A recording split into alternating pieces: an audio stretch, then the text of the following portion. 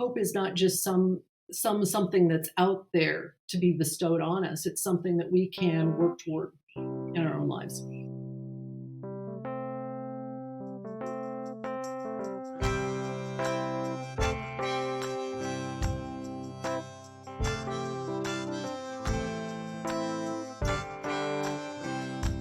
Welcome to Talking About Kids. I'm your host, R. Bradley Snyder, researcher, activist, and author of The 5 Simple Truths of Raising Kids. As a writer, social media figure, and now children's book author, Gina Prosch has focused on hope and joy. The second book in her Holly's Choice series was just released. It is called Hope, More Than Wishful Thinking. True to its title, it addresses hope. But as you will hear, Gina's conception of hope is not a Pollyanna one, but a practical and empowering one that, in my opinion, aligns with a growth mindset. This podcast is sponsored in part by the Arizona Department of Health Services Must Stop Bullying campaign through its Title V Maternal and Child Health Program. For more information, go to muststop.org. And now, the interview. When my son was young, had begun doing my own joy experiment of looking for something good in every single day. But we were out driving at one point and somebody, was being crazy in traffic. And I said something like, oh, what a doozy driver that is. And so it was, oh, who's the doos? And so it became this thing that we would do. And I realized that at the end of the day, we were spending all of this time talking about who's the do's? What's the bad thing that you saw? And I'm like, this is no way to live my life, spending my entire day recapping everything terrible that's happened. This is totally against what I want to do or the way I want to live my life. And so I really, at that point, tried to reverse that cycle and be like, hey, let's start looking for all the good things. Like, did somebody hold the door open for us at Target? Did somebody let us in traffic instead of cut us off in traffic? Did we find a penny in the middle of the parking lot and pick it up? All of those kinds of little things. And I realized that the more intentional I was about sending his attention there, the easier it became for him to find those things on his own. And what do that's you kind think? of how the whole thing got started. Yeah, but what do you think? Because you're referring to, I think, partly your This Day's Joy project, right? Is that the Correct. yeah? Okay, Right. I found that's really interesting, Gina. Can you tell me my listeners a little bit about This Day's Joy project? Okay. So I started in 2012, started absolutely by accident. Everybody that I knew on Facebook land was having a picture perfect life. It was Hmm. wonderful. They were going on beautiful vacations and showing me great pictures of wonderful food. And the vacation that I'd been looking forward to had actually gotten canceled. Some work things came up. It just didn't work out. And so I'm at home. I'm feeling really sorry for myself. And we had a house cat at the time. She comes running through the house and she plows straight into the wall. And it was just so completely absurdly funny. And I laughed at her, poor Buttercup. But yeah, and I wrote on Facebook, it's like, what are you thinking, or what the prompt was, and so I wrote in there, this day's joy, that I just saw this thing with the cat, and it got a really nice response, and I thought, I wonder if I could find something good tomorrow, and so I decided that I would look for something the next day that I could do. Um, I found something the next day, and pretty soon I thought, I wonder if I could do this for a whole week. And after I did it for a whole week, I thought maybe I could keep doing this for a month. And at the end of the month, after every day, Hmm. I decided to do it for a year. And at that point, it really became a habit that I was forming. And it was, I ended up doing it for 10 10 years, a 10-year span, every single day posting Wow. something good that had happened.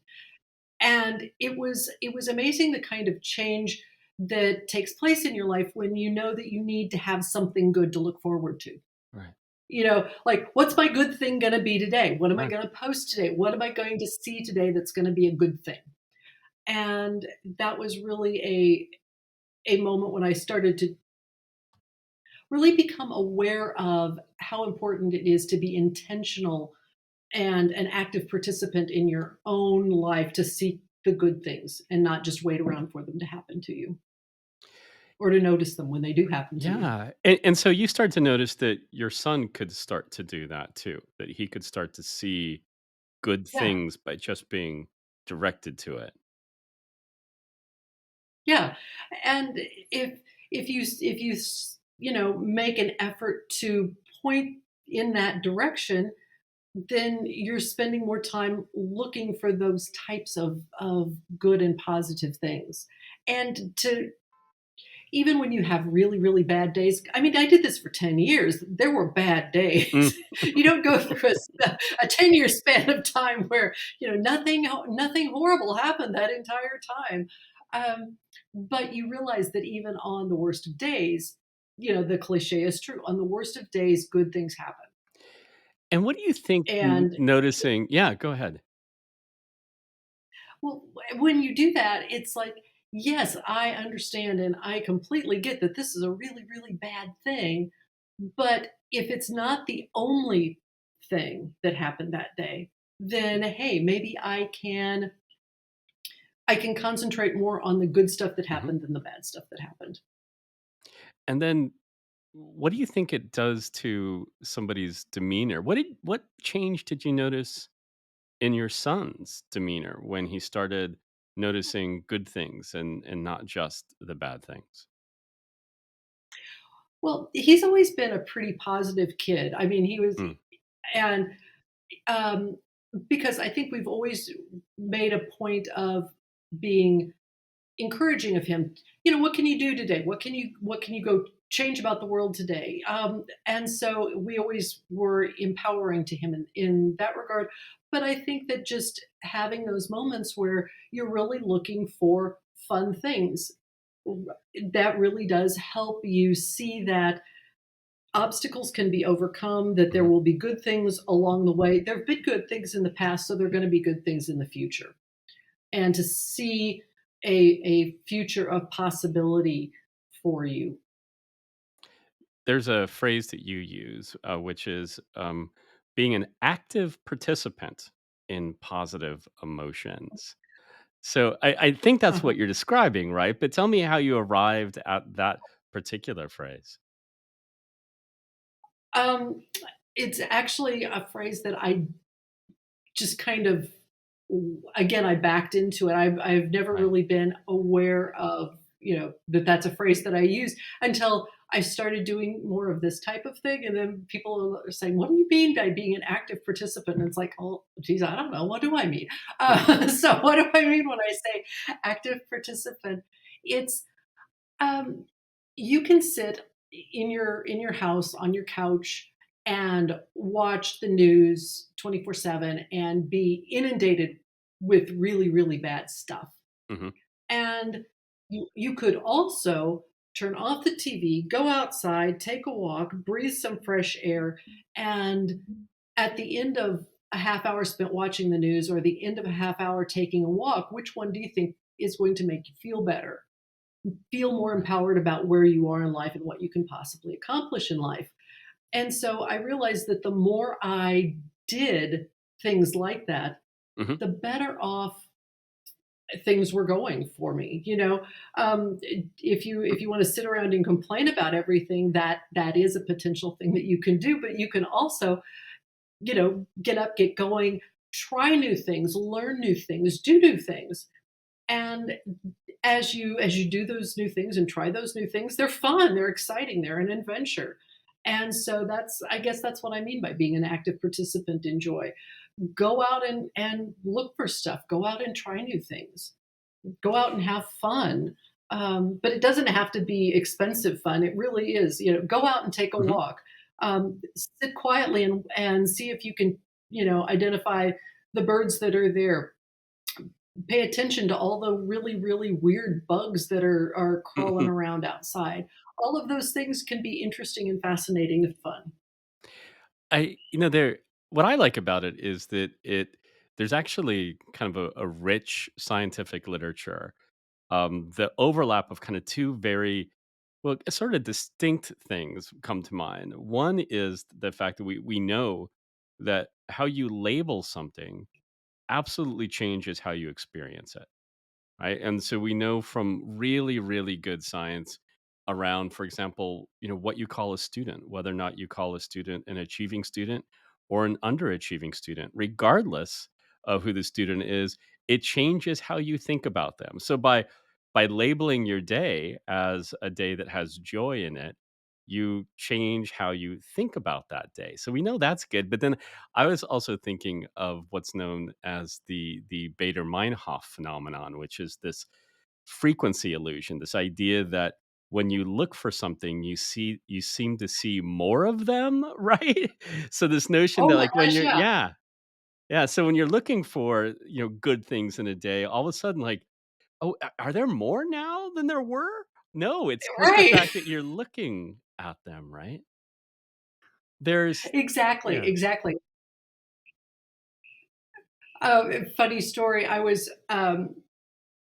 there was a time when, my, husband and I, we were visiting family, and so we were, you look for things on the road, you look for things on the car drive just to keep yourself entertained and right. occupied. And so we're looking for, if you're looking for red trucks, you're going to see a lot of red trucks. Well, one day driving home, I was like, I'm going to put this to a test. I'm going to look for blue sports cars because I bet it's going to be a lot harder to find blue sports cars than red pickup trucks, Right. particularly in central Missouri, right? And so I'm driving along and I'm not seeing anything. And I'm like, I have got this. I've got this nailed. I'm not going to see any blue sports cars. And right about that time, here comes this little blue convertible down the on ramp onto the Yeah. highway. And I'm like, there it is. Yeah. And I saw Yeah. it because I was looking for it. That's actually the metaphor that I use in the "Joy You Find What You Look For" kids book that I wrote. You look for things and then you find them. Or like when you know someone who's been diagnosed. Well, like my dad had a brain tumor at years and Mm, years ago.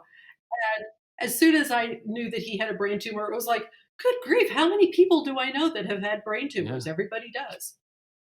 Yeah. No, So well, that it's that was fascinating. the downer part of that, Gina. That you kind of brought it down there by mentioning brain tumors, but we'll come back here, because Life is not all good and joy and happy. He had a great outcome though. oh, good, oh, good. There's another concept that kind of factors large in your work, and it has everything to do with your latest book, and that is the concept of hope. So, Mhm. tell me what you mean when you talk about hope. Um, when I talk about hope and when I talk about hope in the kids book, the thing that hope is it stands for HOPE, hard work, optimism, perseverance, and eventually you'll get there. Hmm. So it's not just a matter of crossing your fingers and not doing anything. Again, it's the active participation in that experience of hope.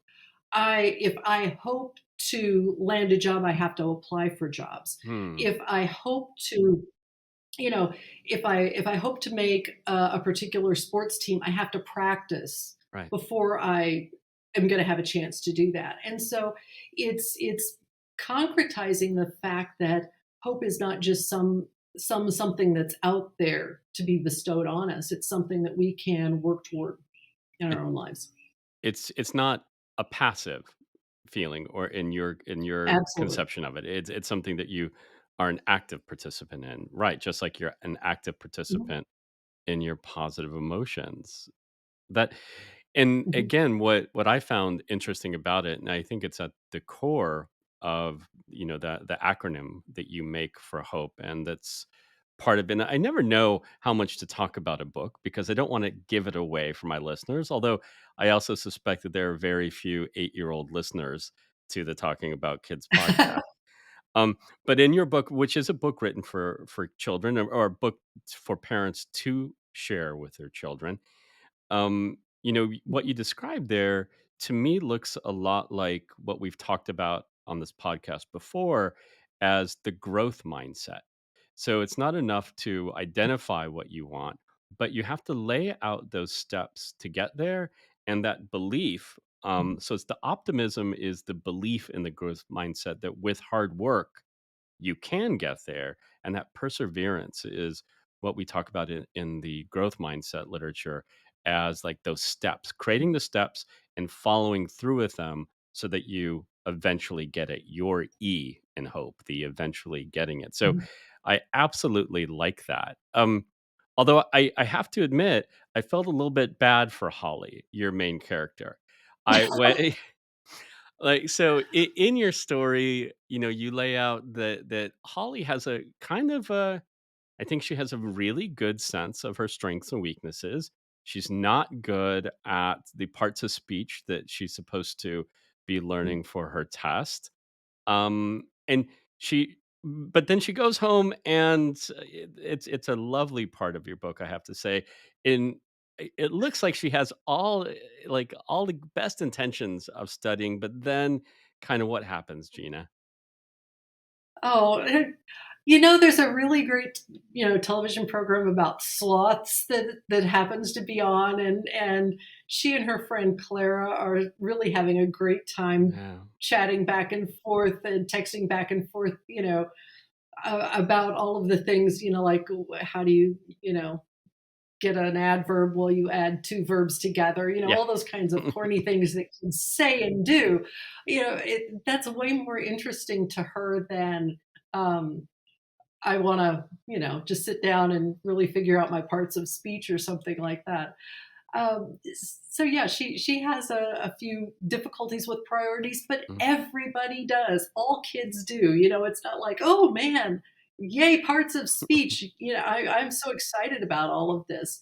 Um, and so as the adults, I one of the things that tried to do with the character of Holly's Mhm. mom is that she steps back and she gives her daughter a place to fail and then learn from the failures that Yeah. she has. She doesn't just, order her around. In the Joy book, she has a lot of empathy for Holly when she is down, but she doesn't just come in and say, well, you're really wrong for feeling that way. And in this one, in the Hope book, she's not nagging Holly. She's Right. just allowing her to experience the consequences of her actions. And It then would she goes from there. Right, and by the way, that's exactly the next thing that I was going to bring up, so I'm glad that you did. So I'm glad that, even though well, first of all, it seems like Holly has a pretty amazing teacher too, because the teacher turns around assignments, pretty quickly, which is actually, really amazing. And I think that there does the teacher also provide a second chance? Like, is there a makeup test? Do I have that wrong? Or is it just really Holly's mother? Yes, there is. Yeah. Yeah. So There's an option to redo it. Yeah. exactly. So for everybody listening, I'm pointing out, I know that these are small things, Gina, in your story, but they're so powerful because we know from this really rich body of literature that a second chance is so important. It's something we all want, but we know Mhm. that kids need it. They need a chance to fail and then to try again, and that's actually when real learning occurs, is when there is that Oh, failure. Yeah. absolutely. So I was so proud of Holly's mom and you as the author that it wasn't just that Holly made a mistake but there was a chance to do it again and to learn from that mistake. That is so powerful.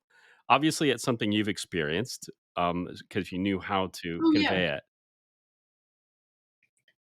Yeah, but there is always that I wish I had a do-over on so many things that you don't have a do-over Right. on. You can't unwreck the car or some things like that. Right. but you can be a more careful driver. Right. Um, and if you can give kids that sense of, hey, it's okay to not get it right the first time. Very, very few big projects are gotten right the very first time.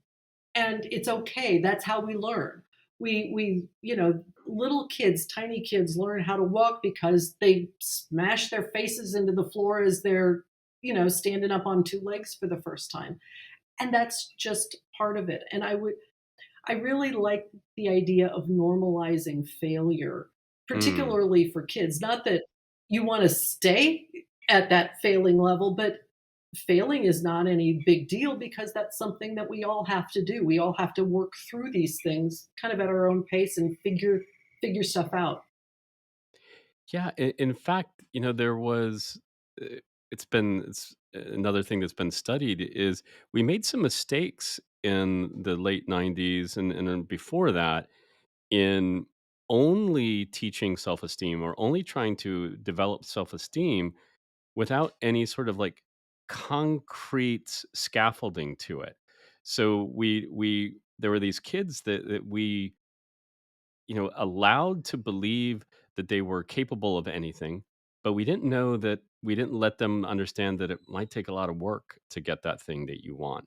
And as a result, we created some weird shame, we created some weird disconnect between somebody's abilities and what they thought they had or what they thought they deserved. So I'm really glad that you are putting those things in your books. What do you think is next for Holly? So Holly's, learned about joy. Holly's learned about the difference between a kind of an empty hope and a hope that is more action oriented. What do you think's next for her? And next up for Holly is the third book in the series is Love That It's Show and Tell. Mm. She has a bit of a difficult time because her cat doesn't just understand English all the time. I mean, on the one hand, it's a cat, so there's it's a cat, uh, but that love is about saying things, yes, but it's also about the things that you do, and that it's easy to say things, but it's sometimes harder to follow through with actions. Mm. So that's where Holly's going next. That's fantastic. That's fantastic. I kind of jumped, into this pretty quickly because I was excited to talk about, your work with kids. But you've been a writer for a really long time before turning your attention towards these children's books. You know, what's your goal? Do you think for these children's books as a whole, for this new kind of area that you're exploring, and how will you know if you've achieved your goal? Um, I'll answer the second question part of it first. The Yeah. the way that I know that I've achieved the goal is if I hear from people that this is the book that their kid asks for more than once. Mm. Um, if I get somebody who says, this was, we had to read this every single night for 2 weeks or something like that, I'm doing great, because it's kids are a hard sell. You can't snow them Right. with a book. They're either gonna like it or they're not gonna like it. So if a kid wants to hear it again, I think that's a really good thing. Um, but with the kids books, one of the things that was a really life-changing experience, my husband and I homeschooled our son, Mm. and we were a very, very unschooly, non-traditional homeschool family in a lot of ways, and I really got interested in the ways kids learned and the many different ways that you can impart information to kids. Mm. And so that kind of nudged me into that children's book realm. I mean, I've been a teacher for a long time and I've taught college and high school students and all that kind of stuff. So this has been a bit of a new spot for me. But you chose to, in these series, you're not educating kids about reading or math, you're not teaching them history. You're really you're teaching them these social and emotional intelligences. What was your choice about to do that? And I know that you had a history with your project, but it was kind of a blank canvas. You could have gone in many different directions.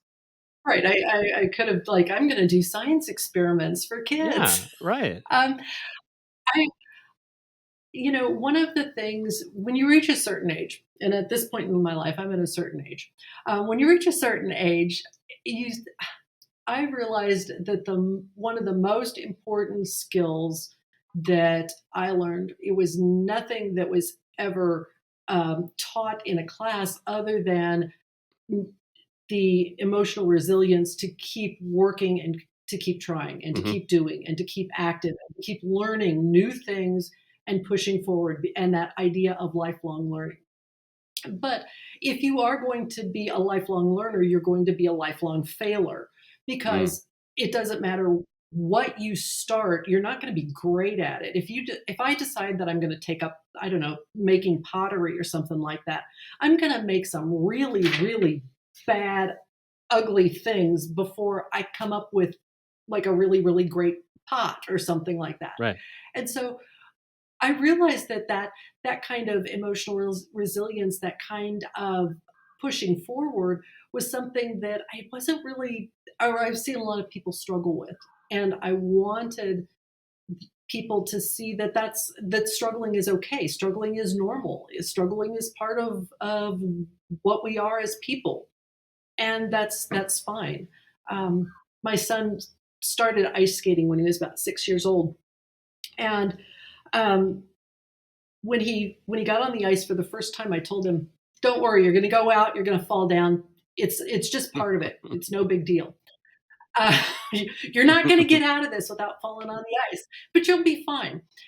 And over the years, he skated for many years. And over the years, his coach often told me, he's fearless because he just goes out and he's like, yeah, I'm going to fall down, but I'm going to get back up again. And to really just do that. We watched a lot of Mythbusters, and at the beginning of every show, it's like failure is always an option. Am I missing an eyebrow? All of those kinds of things. And so that became a big part of our family culture. And he's got parents who are writers, and so you're constantly facing rejection um, in one form or another because certainly not everything that you write gets accepted on the first Right. time, and so he's had us modeling. Well, okay, well I'll send it out again, or I'll rewrite it. Now, what could I do with it? All of those types of things. Do you think that there's anything that parents get wrong in talking to their children or helping their children understand the role of failure?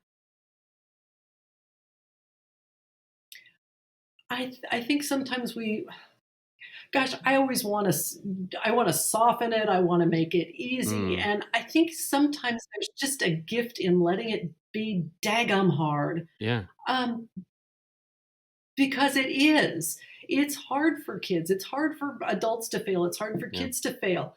It's also a great motivator. yeah, It's like, boy, I didn't like that at all. yeah. I'm going to do my best to not do that anymore. And so, but if you can normalize failing and then move on in the process, um, I think that that's a big thing. One other thing I like when I have several parent friends of mine, and we've all tried to continue to do new things, Mm, and having the experience of your child watching you um, struggle with something mhm. is I think that's a really good thing. And the thing that I struggle with as a parent, and I only mention this because in my research of children, they've told me that other parents that their own parents struggle with this. So I use every chance I get because kids have asked me to tell parents this, and that is don't solve it for them. Now, I have such a hard time doing that. By the way, I'm as guilty. This is something I really struggle with.